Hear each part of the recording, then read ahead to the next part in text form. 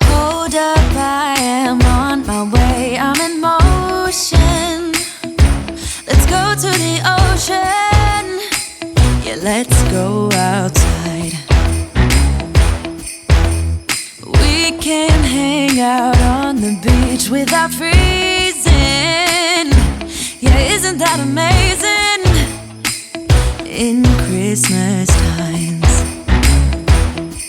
we'll be chilling and having a good time. Doesn't matter if the snow is falling or the wind blows and the rain is pouring.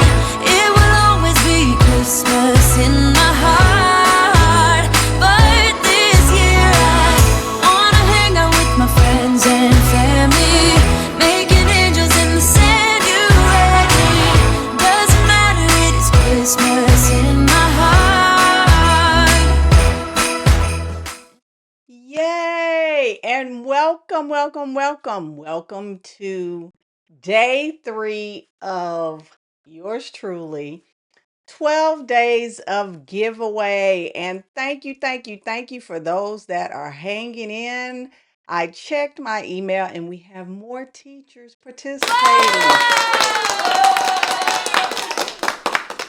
This is not only my gift to you, but it is my way of saying thank you, educators, and thank you for hanging in there in this field. For those of you all who do not know me, my name is Michelle. I am the Ignited Teacher on social media and all on the internet. And I have been teaching for 26 years. Yay for the veteran educators. I can remember when I was one of the youngest teachers, or the youngest teachers, because I started teaching when I was 25. And these veteran teachers always had to reel me in and say, Michelle, don't say that and don't do this. It was funny. And I look back on that, and all that I am, I owe it to the veteran teachers who taught me how to do what I do as an educator. And today I am paying it forward. I do this every year with giving away my strategies and products to teachers to help our profession and move it along. So, thank you so much. And if you're wondering where all this is taking place, it's taking place right here on YouTube. My YouTube channel is under the Ignited Teacher. And if you're not signed up, you can look for the link underneath this live stream and click and join in. We have 9 more days, and you're probably saying, well, where will that take me? It will take you right here. See, we have 9 more days, and you can start at day 3. Here's the caveat: if you want to participate and you want the freebies that I'm giving, these are not cookie cutter activities and lessons. These are lessons from my 26 years of teaching, and the strategies, you're not going to find them, not the way I teach them, because you can't clone me. You're not going to find these in any store on Teachers Pay Teachers. They're right here from yours truly. See? Very, real simple. So if you're watching this and you want to participate, click the link and get on the email list. I send out daily emails at 12 ish. 12 ish. I had a problem this morning. So I send them out at 12. And then they have the links to the day before, and it tells you what is behind the door for that day. And then there's also a link to our prompts in the post. A lot of people don't know that YouTube has a community area where you can have conversations. So every day I drop a reflection piece that you can comment on my YouTube channel. So check that out. That's real cool. So without further ado, and I always go over my time, I'm only supposed to be on here for 20 minutes. So I'm going to get right into it. And I'm sweating and don't know why. All right, so this is today's giveaway. It is equal groups and arrays. And I don't want to hear teachers say, well, I don't teach third grade. Here's the thing. I don't care what grade level you teach. You're teaching all of the grade levels. If you're teaching high school algebra 1, guess what your algebra 1 skills are built on? Those other grade level skills. So when teachers say, well, I don't teach that grade level or it's not for my grade level, yes, it is.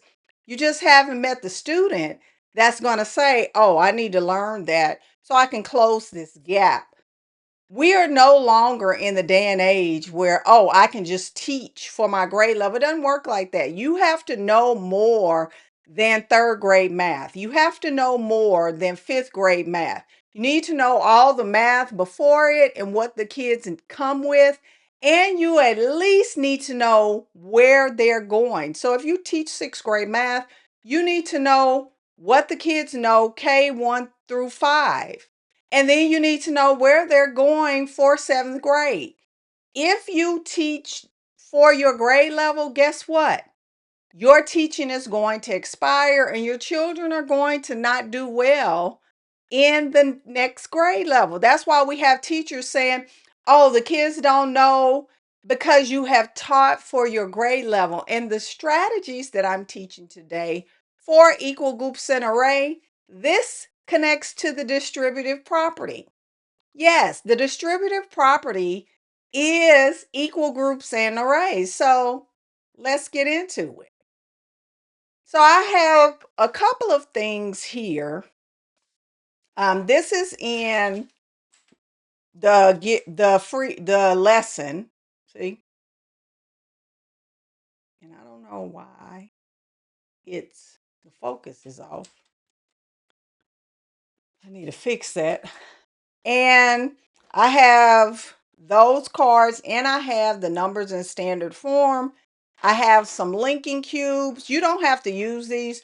You can use color tiles. I use these because they're easy to pick up.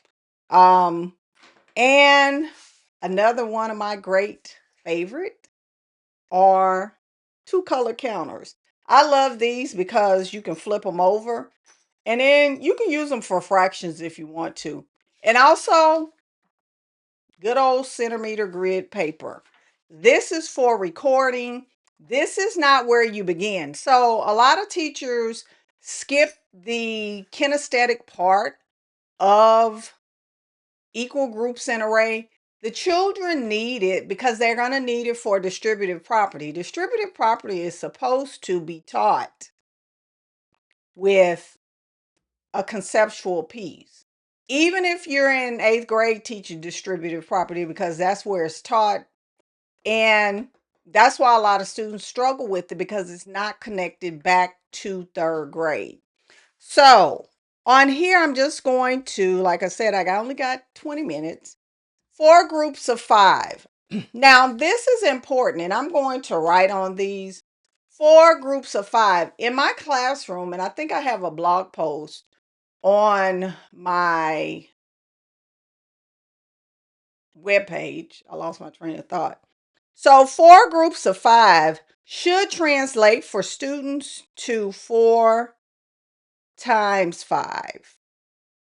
That's what it should translate to. Let me show you, see?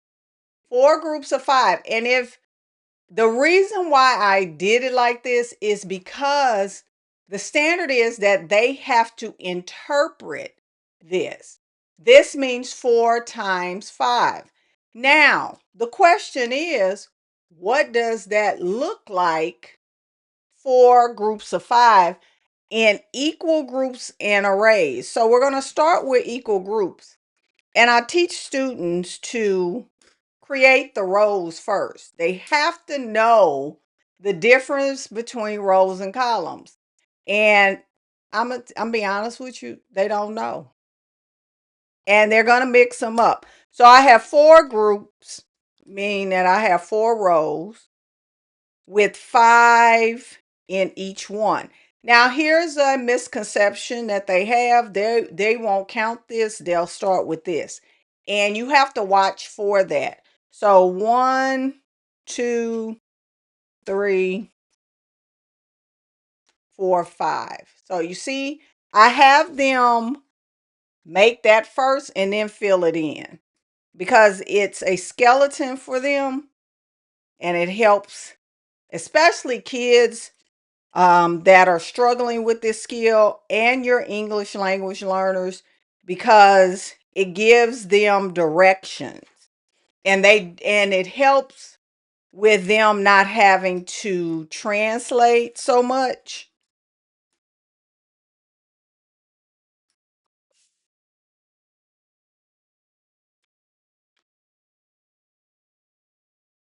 So there's your array, 4 rows of 5. And then if you want to say equal groups, here's a group, here's a group, here's a group.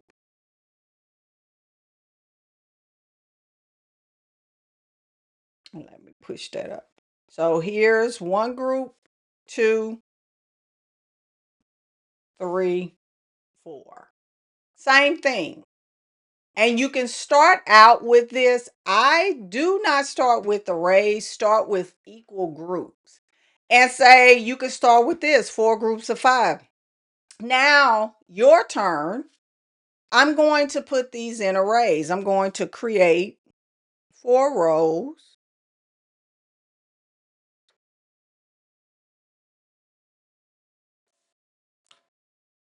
That's my printer. 1, 2, 3, 4, 5.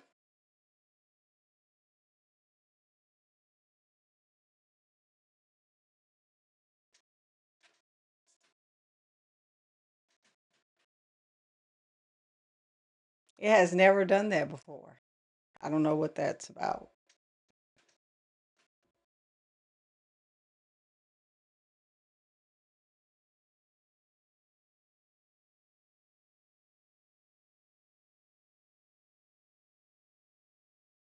Calibrating. That was weird.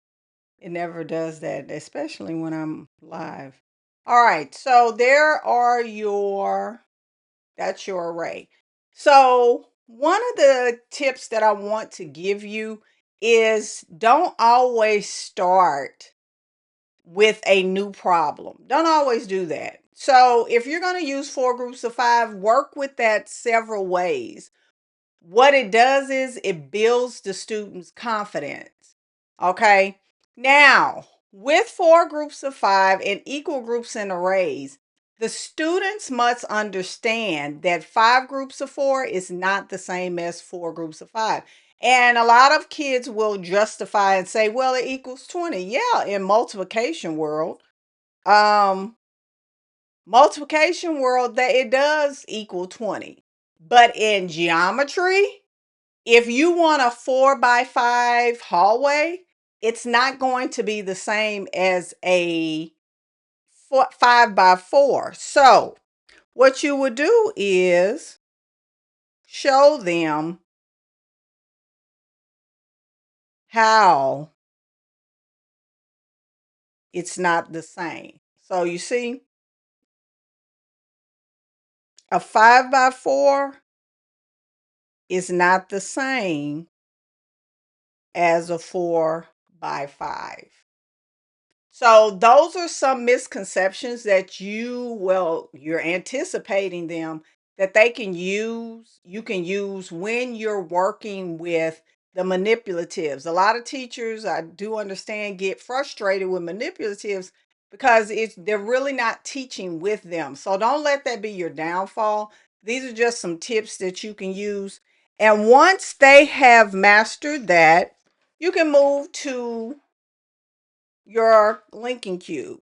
So 4, 2, 3, 4. As you see why I like these, because it lends itself to a an array. So 1, 2, and you put them in 4.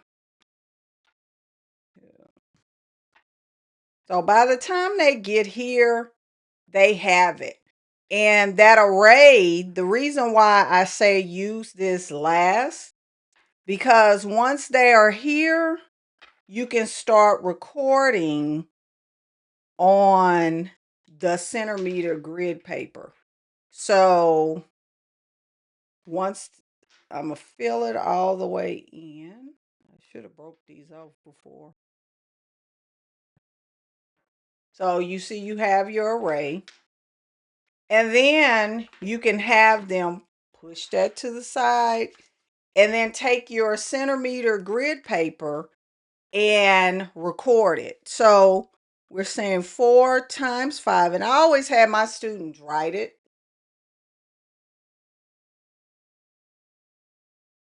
They have to write it. So 1, 2, 3, 4. 1, 2, 3. 1, 2, 3, 4, 5. And then, because you cleared up the misconception, you can say, well, show me 5 by 4. Messed up.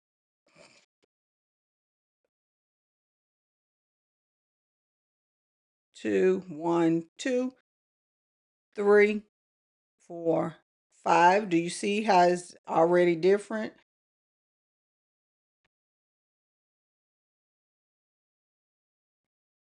These are 2 different shapes. And what they should understand is that 5 by 4, and you can teach them this word, it will rotate. See, and it turns it that way. And you can clear up that with this and introduce them into geometry already, because guess what? They're gonna have to learn that anyway. Rotations and reflections, that's in math as well. So I hope you enjoyed that, and I hope it's something that you can actually use. And guess what? I'm out of time. So if you're still interested in becoming or participating in my 12 days of giveaway, because you want that email every morning, click the link in the description of this live stream. And guess what? I'll see you all tomorrow for day what? 4. Bye-bye.